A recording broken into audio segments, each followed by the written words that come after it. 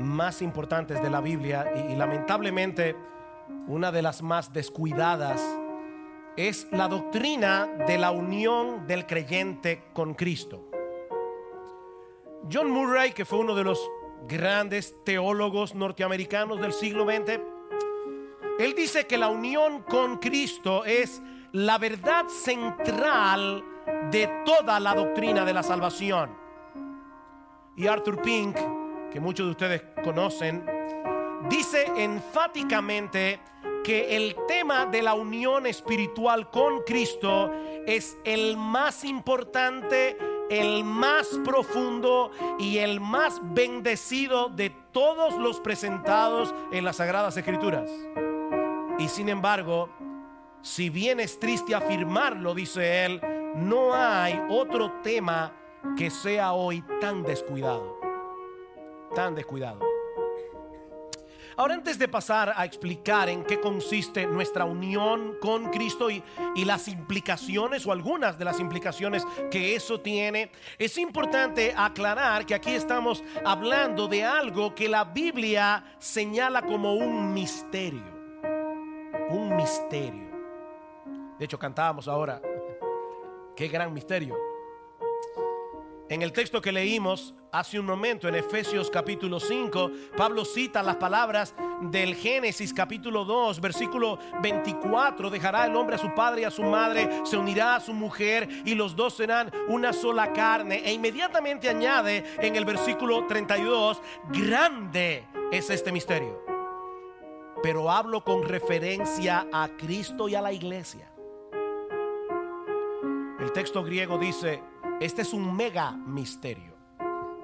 Un mega misterio. Que la unidad del hombre y la mujer en el matrimonio no es más que una representación, no es más que un reflejo de la unión espiritual de Cristo con su pueblo. Y escribiendo a los colosenses, Pablo les dice en el capítulo 1 que Dios le encomendó a él la tarea de predicar el evangelio a los gentiles, es decir, a los que no pertenecen a la nación de Israel, a quienes Dios quiso dar a conocer cuáles son las riquezas de la gloria de este misterio entre los gentiles, que es Cristo en vosotros. Esa es la gloria de este misterio, Cristo en vosotros, la esperanza de la gloria. Dios quiso revelarnos este misterio, dice Pablo, para que nosotros podamos conocerlo hasta donde la revelación bíblica y nuestra capacidad de entendimiento lo permite. Es en ese sentido que se usa la palabra misterio en el Nuevo Testamento. Es una verdad que no puede ser conocida a menos que Dios la revele. La Trinidad es un misterio. Bueno, la unión del creyente con Cristo es un misterio. Alguien decía que hay una gran diferencia entre un misterio y un enigma. Un enigma es algo que no puede ser descifrado, es una pared que no podemos penetrar de ninguna manera. Pero un misterio es como un océano insondable. Nosotros podemos sumergirnos en él, pero nunca llegaremos a tocar fondo. Y mis hermanos, la unión del creyente con Cristo es un misterio. Es un océano en el que cada creyente debe sumergirse hasta donde sus pulmones espirituales se lo permitan. Porque esta es una doctrina central de nuestra salvación. Si tú no entiendes la unión con Cristo, no entiendes en qué consiste tu salvación. Y es una doctrina central de la vida cristiana práctica. Y eso es precisamente lo que vamos a hacer en esta mañana. Yo los invito a sumergirnos en esta doctrina oceánica de las Escrituras, con el propósito de que tengamos un mejor entendimiento de la gloria de este misterio, que es Cristo en vosotros, la esperanza de la gloria. Y yo quiero que veamos en primer lugar la centralidad de nuestra unión con Cristo. La centralidad de nuestra unión con Cristo. Si tú estás leyendo un libro cualquiera y hay una frase o una idea que se repite constantemente casi en cada página del libro, seguramente vas a llegar a la conclusión de que esa idea es central en el pensamiento de lo que el autor está tratando de comunicar. Bueno, lo mismo ocurre con la doctrina de la unión con Cristo en el Nuevo Testamento. Por ejemplo, las 13 cartas de Pablo, sin contar, ¿verdad?, la epístola a los hebreos, porque no sabemos si fue Pablo que la escribió, pero las 13 cartas de Pablo suman alrededor de 100 páginas en nuestras versiones de la Biblia, un total de 87 capítulos. Sin embargo, expresiones como en Cristo, en Él, refiriéndose a Cristo, en el Señor o en Cristo Jesús, aparecen 164 veces en los escritos de Pablo. O sea, sus cartas suman unas 100 páginas en nuestras Biblias normales, y estas expresiones aparecen 164 veces en los escritos de Pablo y unas 26 veces más en los escritos del apóstol Juan. Así que es evidente que esta doctrina ocupa un lugar central en la salvación, como dice John Murray. El Nuevo Testamento describe a los creyentes como aquellos que han sido predestinados en Cristo. Efesios capítulo 1. Aquellos que fueron llamados en Cristo. Segunda a Timoteo capítulo 1 versículo 9. Aquellos que fueron regenerados en Cristo. Efesios capítulo 2 versículo 10. Aquellos que fueron justificados, santificados, glorificados en Cristo. En Cristo. En otras palabras, mis hermanos, todas las bendiciones que nosotros recibimos de parte de Dios vienen a ser nuestras únicamente por el hecho de estar unidos a Cristo por la fe. Es de su plenitud que todos tomamos gracia sobre gracia, dice en Juan capítulo 1 versículo 16. Él es la vid, nosotros somos los pámpanos. Como el pámpano no puede llevar fruto por sí mismo si no permanece en la vid, así tampoco vosotros si no permanecéis en mí, dice el Señor. Así que, hermanos, la salvación, escuchen esto con cuidado porque es central en el mensaje de esta mañana. La salvación no consiste en algo que Dios nos da por causa de Cristo. No. La salvación no es algo, no es como un elixir de vida eterna. O sea, no es algo que Dios nos da por causa de Cristo, sino más bien el hecho de tener a Cristo mismo por medio de la fe. Él es la salvación. Esta es una idea tan importante que voy a repetirla de nuevo, con otras palabras. Mis hermanos, todas las bendiciones de la salvación están contenidas en Cristo. De manera que la salvación consiste en estar en Él, en estar unidos a Él. Como dice Pablo en 1 Corintios capítulo 1 versículo 30 al 31. Dice más, por Él, es decir, por el Padre, estáis vosotros en Cristo Jesús, el cual nos ha sido hecho por Dios sabiduría, justificación, santificación y redención, para que, como está escrito, el que se gloría, gloríese en el Señor. No tenemos nada de qué gloriarnos en nosotros mismos en lo que respecta a nuestra salvación, porque es por causa del Padre que nosotros estamos en Cristo. Y es por el hecho de estar en Cristo que nosotros disfrutamos de todas las bendiciones del Padre. ¿Dónde está la gloria? En Él. Escribiendo a los colosenses, Pablo les dice en el capítulo 3: si pues habéis resucitado con Cristo, buscad las cosas de arriba, donde está Cristo sentado a la diestra de Dios. Poned la mira en las cosas de arriba, no en las de la tierra, porque habéis muerto y vuestra vida está escondida con Cristo en Dios. Cuando Cristo, vuestra vida, oye cómo Pablo define en nuestra vida. Cuando Cristo, vuestra vida, se manifieste, entonces vosotros seréis manifestados con Él en gloria. Es por causa de nuestra unión con Cristo que ahora tenemos vida, porque Él es la vida, y es por causa de esa misma unión que nosotros vamos a compartir su gloria cuando Él se manifieste en gloria. Ahora, yo sé que todo este lenguaje es muy extraño para nosotros. ¿Cómo es eso de que ahora los creyentes están en Cristo? Y de que todo lo suyo viene a ser nuestro por causa de nuestra unión con Él. Bueno, eso nos lleva a nuestro segundo encabezado. Ya vimos la centralidad de nuestra unión con Cristo. Veamos ahora, en segundo lugar, el significado de esa unión. El significado de esa unión.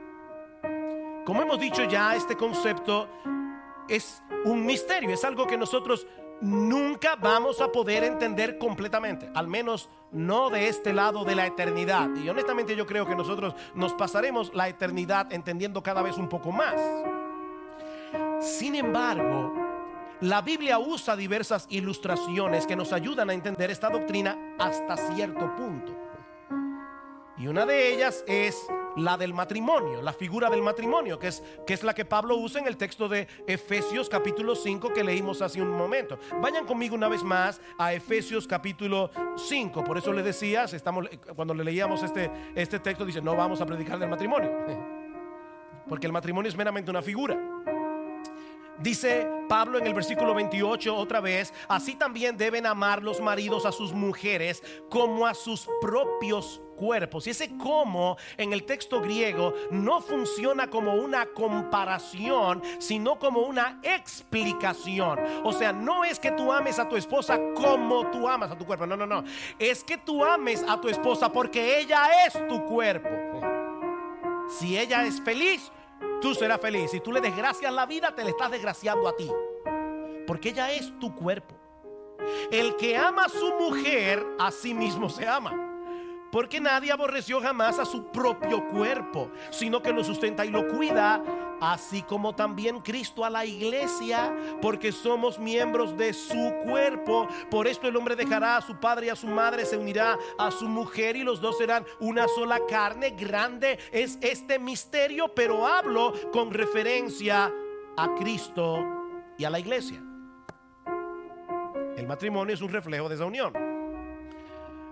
Ahora, hermanos, ¿qué es lo que ocurre cuando un hombre y una mujer unen sus vidas a través del vínculo matrimonial?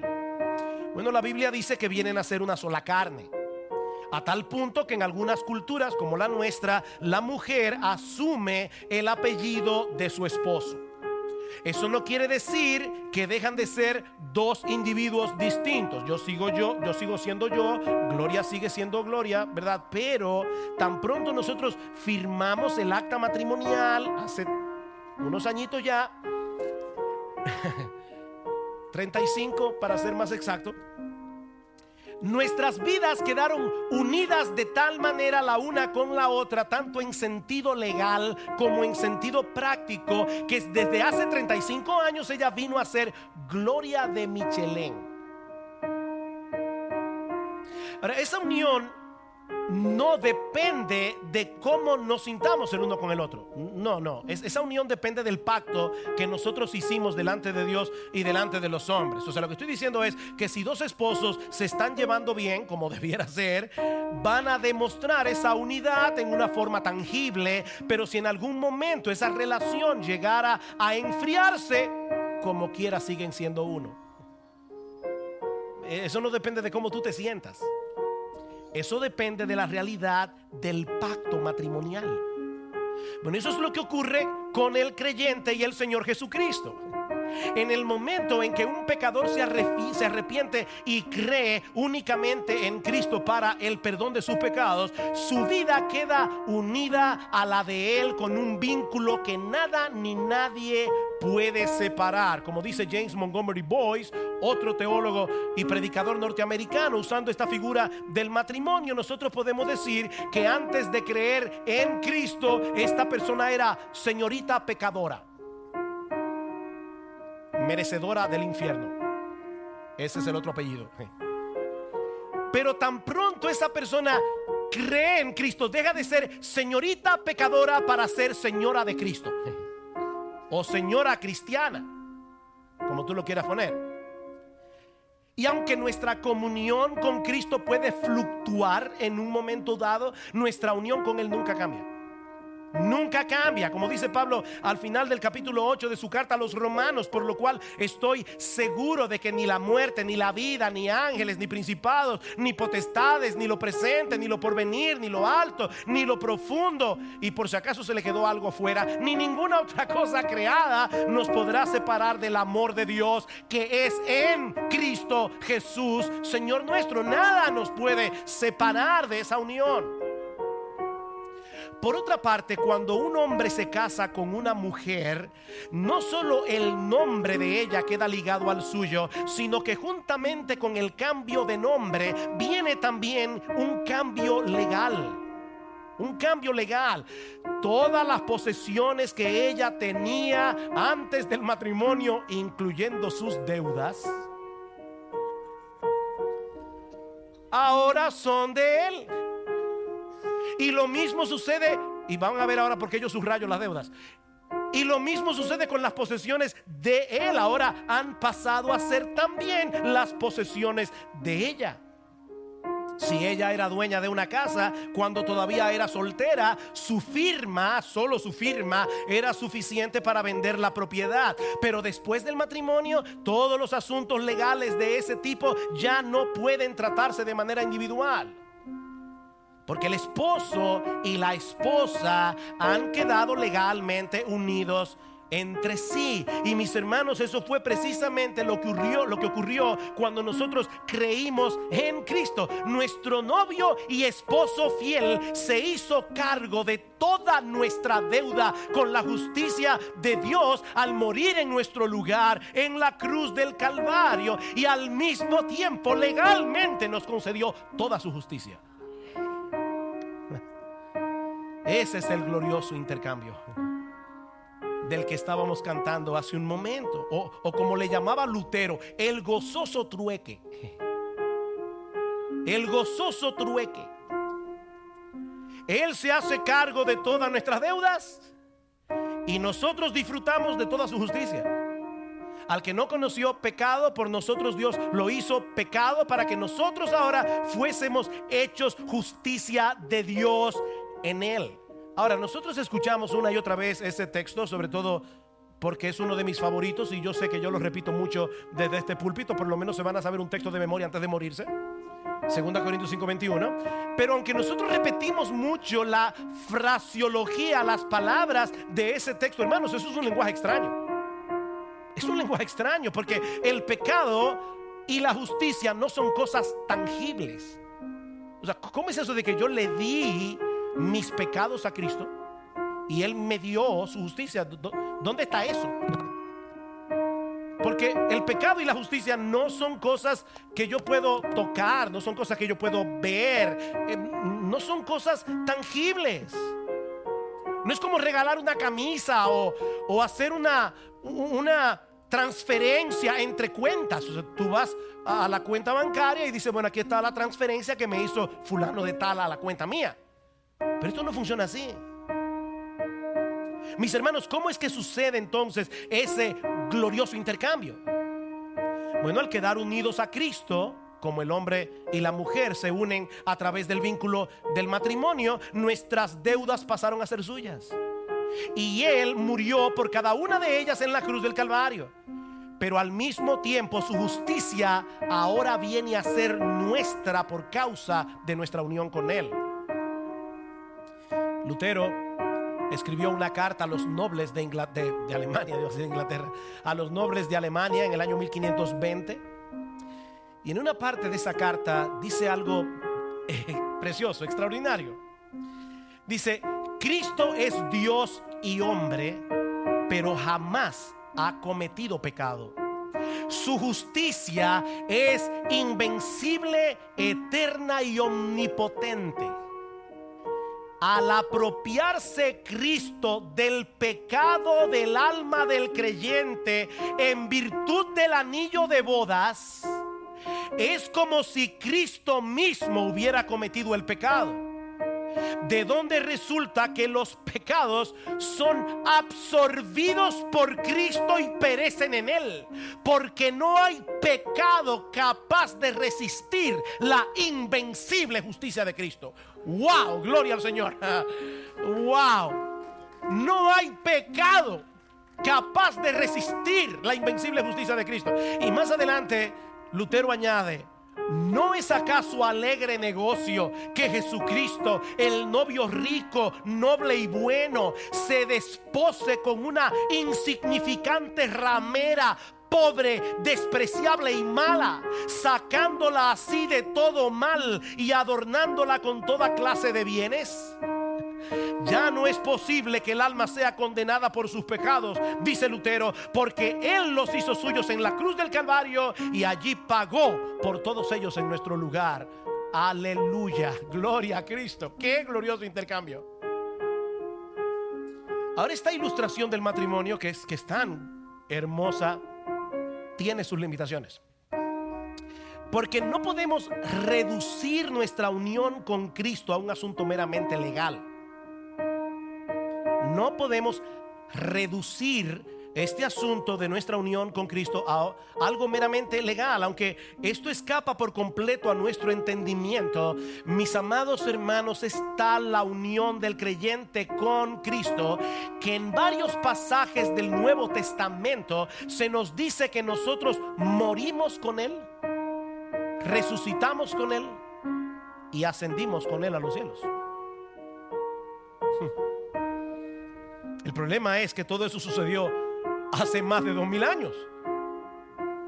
¿Cómo es posible que los creyentes hayamos pasado por esas experiencias juntamente con Cristo? Bueno, Pablo responde en parte esta pregunta en el capítulo 1 de su carta a los Efesios. Efesios capítulo 1, a partir del versículo 3. Dice Pablo: bendito sea el Dios y Padre de nuestro Señor Jesucristo, que nos ha bendecido con toda bendición espiritual en los lugares celestiales en Cristo, según nos escogió en Él antes de la fundación del mundo, para que fuéramos santos y sin mancha delante de Él. En amor nos predestinó para adopción como hijos para sí, mediante Jesucristo, conforme al beneplácito de su voluntad, para alabanza de la gloria de su gracia, que gratuitamente ha impartido sobre nosotros en el amado. Hay mucho aquí. ¿Qué es lo que Pablo está diciendo en este pasaje? Que desde antes de la fundación del mundo, o sea, en la eternidad pasada, Dios el Padre nos escogió en Cristo para adoptarnos como su hijo. Y es por causa de esa elección que cuando Cristo murió, resucitó y ascendió a los cielos hace 2000 años, nosotros estábamos en Él cuando todo eso sucedió. Déjenme ilustrar esto, recordando que ninguna ilustración ilustra perfectamente la cosa ilustrada, pero por lo menos nos da una idea. Como muchos de ustedes saben, mis abuelos nacieron en Palestina, más particularmente en la ciudad de Belén. Pero por razones que no vienen al caso, a principios del siglo XX, ellos decidieron emigrar a América y pararon aquí en República Dominicana. Cuando ellos tomaron esa decisión y se trasladaron hasta aquí, en una forma muy real me trajeron con ellos. En una forma muy real, mis abuelos me trajeron con ellos. ¿Recuerdan ustedes lo que dice en Génesis, que Leví pagó los diezmos a Melquisedec porque él estaba en los lomos de Abraham? Cuando él hizo eso, Leví no había nacido. De hecho, Leví es el nieto de Abraham, pero, o mejor dicho, el tataranieto de Abraham, pero estaba en sus lomos. Bueno, lo que yo estoy diciendo, mis amados hermanos, es que yo estaba en los lomos de mis abuelos cuando ellos decidieron venir a República Dominicana, y por causa de esa decisión yo soy dominicano. Eso fue lo que sucedió en el huerto del Edén. Adán pecó como nuestro progenitor y como nuestro representante, y por esa razón todos los seres humanos que nacemos de Adán, todos los seres humanos compartimos su estatus de pecador y su inclinación pecaminosa. ¿Se entendió eso?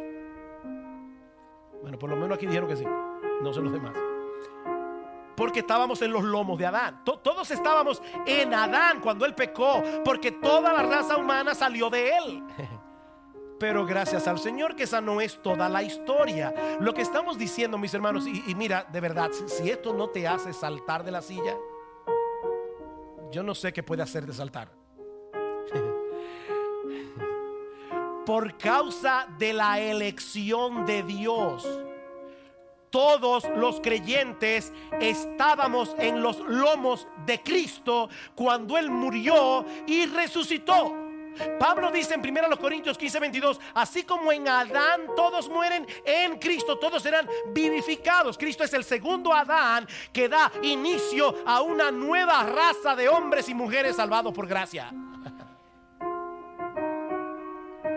De una forma que nosotros no podemos explicar, es como si todo el grupo de los elegidos estuviéramos en los lomos de Jesús, por decirlo de alguna manera, cuando Él dio su vida en la cruz. Fue como nuestro progenitor y como nuestro representante que Él murió, resucitó, ascendió a los cielos y está sentado a la diestra de Dios. Así que Él murió por nosotros en la cruz, pero también es verdad que nosotros morimos con Él. Efesios capítulo 2. Efesios capítulo 2, Pablo está hablando aquí de cómo todos nosotros estábamos muertos en nuestros delitos y pecados, pero versículo 4, pero Dios, que es rico en misericordia, por causa del gran amor con que nos amó, aun cuando estábamos muertos en nuestros delitos, nos dio vida juntamente con Cristo. Por gracia habéis sido salvados, y con Él nos resucitó, y con Él nos sentó en los lugares celestiales en Cristo Jesús, a fin de poder mostrar en los siglos venideros las sobreabundantes riquezas de su gracia por su bondad para con nosotros en Cristo Jesús. Wow. Todos esos beneficios vinieron a ser nuestros al momento de creer. De hecho, más abajo en el versículo 11 dice: recordad pues que en otro tiempo vosotros los gentiles, en cuanto a la carne, llamados incircuncisión por la tal llamada circuncisión hecha por mano en la carne, recordad que en ese tiempo estabais separados de Cristo. O sea, eso entró en vigor en el momento en que nosotros depositamos nuestra fe en el Señor. Pero ya nosotros estábamos en sus lomos desde antes de la fundación del mundo, porque el Padre nos eligió en Él. Es por eso que la Biblia dice en Hebreos capítulo 12 que Cristo, por el gozo puesto delante de Él, sufrió la cruz. ¿Saben cuál era el gozo puesto delante de Él? Tú y yo, con nombres y apellidos. Él estaba allí viendo la cruz con todo su horror, pero Él dice: yo amo a estas personas porque el Padre me las regaló, y por el gozo puesto delante de Él, Él sufrió la cruz. Es por eso que Pablo le dice a Timoteo en 2 Timoteo 1:9 que Dios nos salvó y nos llamó con llamamiento santo, no conforme a nuestras obras, sino según el propósito suyo. Y ahora escuchen: y la gracia que nos fue dada en Cristo Jesús antes de los tiempos de los siglos. La gracia que nos fue dada en Cristo. En Cristo Jesús, esa gracia ya estaba allí, reservada para nosotros desde antes de la fundación del mundo. Como dice Calvino en sus instituciones, el evangelio no es otra cosa que Cristo revestido de su evangelio. El evangelio es Cristo revestido de su evangelio. Hermanos, la buena noticia del evangelio no es que Dios nos regala una entrada gratis para ir al cielo en el momento de creer. No, la buena noticia del evangelio es que Dios nos regala a Cristo. Cristo es la buena noticia del evangelio, y al tenerlo a Él lo tenemos todo. Dios nos ha dado vida eterna, dice 1 de Juan, y esta vida está en su Hijo. El que tiene al Hijo tiene la vida. El que no tiene al Hijo de Dios no tiene la vida. esa vida está en su Hijo. Qué precioso, hermanos. De verdad, qué doctrina tan gloriosa. ¿Y cuáles son algunas de las implicaciones de esta unión del creyente con Cristo? Yo le decía a mi esposa en estos días, qué difícil ha sido preparar este mensaje, porque yo sé que tengo un tiempo limitado y he tenido que estar editando y cortando cosas. Déjenme mencionar algunas brevemente. Nuestra justificación es por causa de nuestra unión con Cristo que somos justificados, es decir, declarados justos en el tribunal de Dios por medio de la fe, como dice Pablo en el texto que citamos hace un momento, en 2 Corintios 5:21. Los creyentes fuimos hechos justicia de Dios en Él. Justicia de Dios en Él.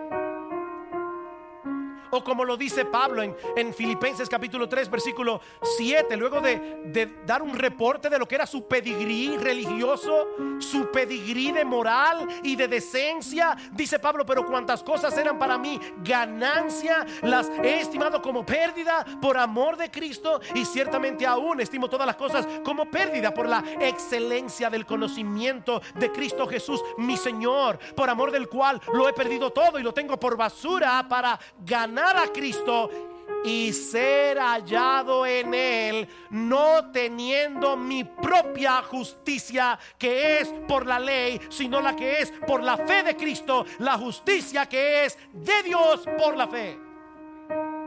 Oh, glorias sean dadas a nuestro bendito Señor.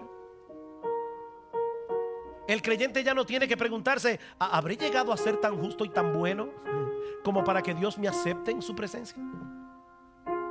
No, esa pregunta es incorrecta. Debemos preguntarnos más bien: ¿qué tan bueno y justo es Cristo como para que Dios lo acepte a Él y lo bendiga a Él? Porque nuestras vidas quedaron indisolublemente ligadas a la suya en el momento de creer. Con Cristo estoy juntamente crucificado, y ya no vivo yo, mas vive Cristo en mí, y lo que ahora vivo en la carne lo vivo en la fe del Hijo de Dios, el cual me amó y se entregó a sí mismo por mí. Mira, mi hermano, para que Dios rechace a un creyente y le quite su salvación, Él tiene que rechazar a Cristo primero. Y eso no va a ocurrir ni en 1000 eternidades. Pero no solo fuimos justificados en Cristo, sino también adoptados en Él. Adoptados en Él. Todo lo de Cristo viene a ser nuestro por causa de nuestra unión con Él. Y eso incluye la relación filial que Él tiene con su Padre. Eso fue lo que leímos hace un momento en la primera carta, en la carta de Pablo a los Efesios, que Dios nos predestinó en amor para ser adoptados como hijos suyos mediante Jesucristo, porque fuimos aceptos en el amado. Los creyentes fuimos aceptados por Dios el Padre al estar unidos en aquel al que ama su alma, el amado del Padre. Y por causa de esa unión nosotros también llegamos a ser hijos. Pablo dice en Gálatas capítulo 4 versículo 6 que por causa de esa filiación con el Padre, Dios envió a nuestros corazones el Espíritu de su Hijo, el cual clama: Abba, Padre. El Espíritu de su Hijo. ¿Sabes, mi hermano, cuál es la razón por la que el creyente habla con Dios como un hijo lo hace con su padre? ¿Tú sabes por qué pasa eso? Porque el Espíritu de su Hijo ha venido a morar en nuestros corazones, y desde allí Él nos mueve a clamar con confianza. Pero nuestra unión con Cristo no solamente es la base de nuestra justificación y de nuestra adopción, sino también de nuestra santificación. De nuestra santificación, la realidad de haber muerto con Cristo y haber resucitado juntamente con Él, es lo que nos permite andar en novedad de vida. Eso es lo que dice Pablo en Romanos capítulo 6. Ese viejo hombre dominado por el pecado ya no existe. Hermanos míos, ese viejo hombre dominado por el pecado ya no existe. Fue crucificado juntamente con Cristo en la cruz del Calvario. Pablo dice en 2 Corintios capítulo 5 versículo 17 que si alguno está en Cristo, nueva criatura es. Las cosas viejas pasaron, he aquí todas son hechas nuevas. Somos hechura suya, dice en Efesios 2:10, creados en Cristo Jesús. ¿Oíste eso? Somos hechura suya, creados en Cristo Jesús para buenas obras, las cuales Dios preparó de antemano para que anduviésemos en ellas. Es imposible que una persona tenga al Espíritu de Cristo morando permanentemente en él y que su vida siga siendo la misma de antes. Eso no es posible. Al unir nuestra vida a la suya, el Señor Jesucristo nos va transformando gradualmente de dentro hacia afuera para que seamos cada vez más semejantes a Él. Contemplando su gloria, somos transformados de gloria en la misma imagen como por el Espíritu del Señor. 2 Corintios 3:18. Aparte de que el hecho de saber que nuestra vida está unida a la de Cristo es un argumento muy poderoso para movernos a la santidad. De hecho, ese es el argumento que usa Pablo en el capítulo 6 de 1 Corintios para persuadirlos a guardarse del pecado sexual. Escuchen estas palabras de Pablo: ¿no sabéis que vuestros cuerpos son miembros de Cristo? ¿Quitaré pues los miembros de Cristo y los haré miembros de una ramera? De ningún modo. ¿O no sabéis que el que se une con una ramera es un cuerpo con ella? Porque dice, los dos serán una sola carne. Pero el que se une con el Señor, un espíritu es con él. Uy, estás unido a Cristo y vas a unirte también con una ramera. Miren, hermanos, yo no conozco un argumento más persuasivo para guardarse en pureza que esta bendita doctrina de nuestra unión con Cristo. Cuando un creyente peca, lo hace en unión con Cristo. Eso es lo que Pablo está diciendo allí. Mis hermanos, óiganme bien, cuando tú estás viendo pornografía, tus ojos están tan unidos a Cristo como cuando tú estás leyendo la Biblia.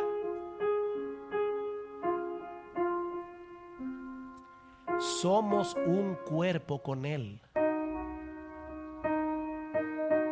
De manera que nuestra unión con Cristo es la base de nuestra justificación, es la base de nuestra adopción, es la base de nuestra santificación, pero también es lo que nos asegura con toda certeza nuestra resurrección y nuestra glorificación. Pablo dice en 1 Corintios capítulo 15 versículo 20 que Cristo resucitó como las primicias de la resurrección. Él es las primicias.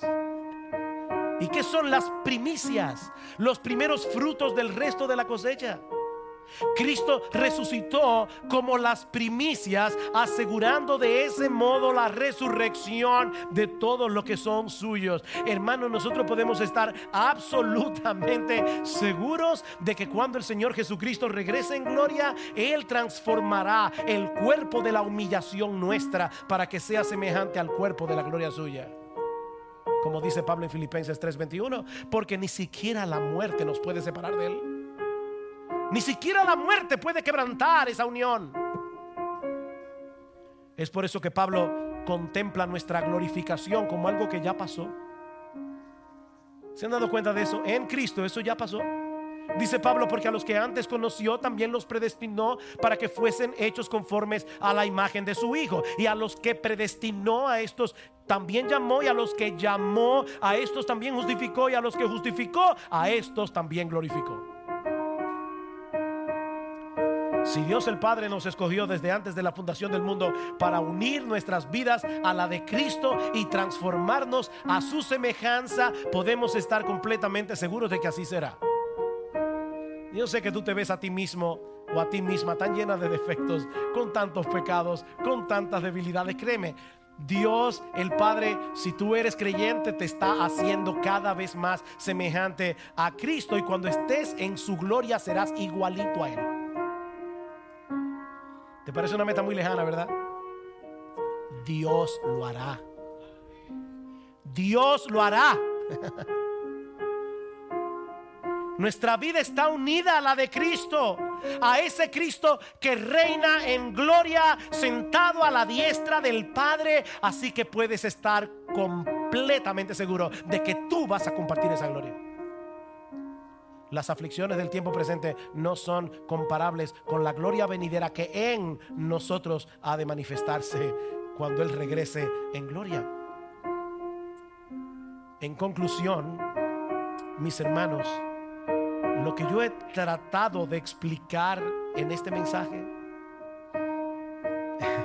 lo que yo he tratado de explicar en este mensaje, pudiera resumirlo en estas palabras de Pablo en Colosenses capítulo 3 versículo 11. Cristo es el todo en todos. Él es todo. Él es todo. Recuerda que la salvación no consiste en obtener algo que Cristo nos da, es tenerlo a Él. Él es la salvación. Y esta es la vida eterna, que te conozcan a ti, el único Dios verdadero, y a Jesucristo, a quien has enviado. Y ahora yo te pregunto, mi amado hermano, mi amada hermana, ¿qué tan consciente tú estás del hecho de que todas las bendiciones que el Padre derrama sobre ti cada día vienen a tu vida únicamente por causa de nuestro bendito Señor y Salvador Jesucristo, por causa de nuestra unión con Él? ¿Qué tanto te motiva a la gratitud y al gozo y a la adoración y a la alabanza el hecho de saber que tu vida está unida a la suya de ese modo? ¿Qué tanto te impulsa esto a vivir en una deleitosa, gozosa y santa comunión con Él? Mi hermano querido, ¿qué tanto tú dependes conscientemente de Cristo cada día? ¿Qué tanto tú dependes conscientemente de Cristo? ¿Con cuánta frecuencia conversas con Él y acudes a Él para que te dé de su gracia? Mi hermano, ese es el Cristo que decidió dejar su trono de gloria y compartir nuestra humanidad para, como hombre, obedecer perfectamente a su Padre y luego poder pasarte esa justicia a ti y a mí. Ese es el Cristo que calmó la tempestad en el mar de Galilea. Ese es el Cristo que resucitó a la hija de Jairo y que se la devolvió a sus padres, porque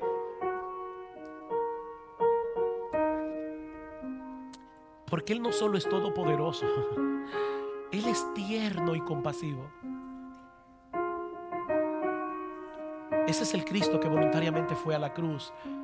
Esta mañana me tocó leer Marcos capítulo 15.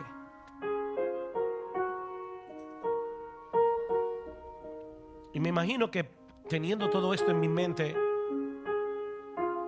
por eso ese pasaje me impactó tanto. El Cristo que voluntariamente decidió recibir una descarga de odio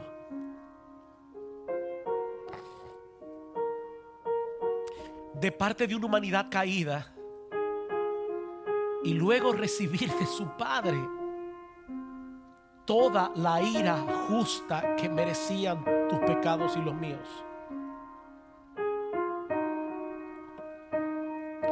Es ese Cristo el que estuvo dispuesto, de acuerdo con su Padre, de unir su vida a la nuestra desde la eternidad y hasta la eternidad, para poder tener con nosotros una deleitosa, gozosa y santa comunión.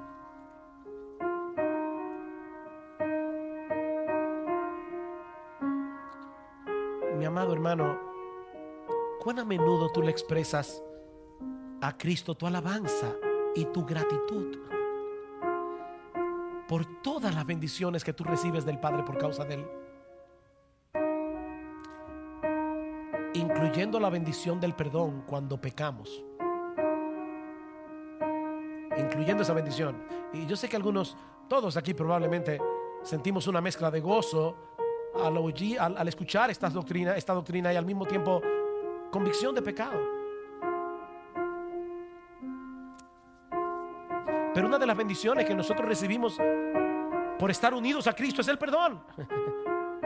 Es el perdón. Qué bueno es recordar, mis hermanos, que nuestra salvación no depende de nuestro desempeño, sino del suyo.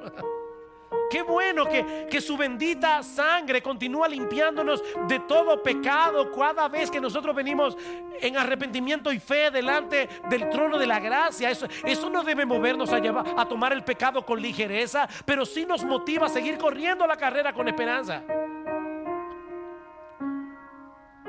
Oh, mi hermano, no dejes de predicarte el evangelio todos los días. No dejes de hacerlo. Recuérdate a ti mismo las riquezas de la gloria de este misterio, que es Cristo en vosotros, la esperanza de la gloria.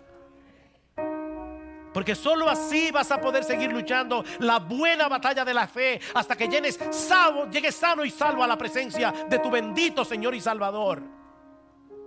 Solo así. Y si tú estás aquí sin Cristo en esta mañana, yo quiero recordarte una vez más que todo lo que tú necesitas para ser aceptado delante de Dios es apropiarte de Cristo por medio de la fe. Es confiar únicamente en su justicia perfecta, en su muerte en la cruz para alcanzar la misericordia y el perdón de Dios. Mi amigo, óyeme bien, todas tus buenas obras no serán aceptadas cuando tengas que presentarte delante de su tribunal, porque esa moneda no circula en el reino de Dios. La única justicia que Dios acepta es la de su Hijo. Y mi amigo, esa justicia puede ser tuya aquí y ahora si vienes a Cristo en arrepentimiento y fe. Ahora. Porque Cristo será tuyo y todo lo suyo será tuyo también. Conversa con alguno de nosotros. Si tienes alguna inquietud o pregunta, pero no te vayas. No te vayas de este lugar despreciando el precioso e invaluable regalo que Dios nos ha dado en Cristo.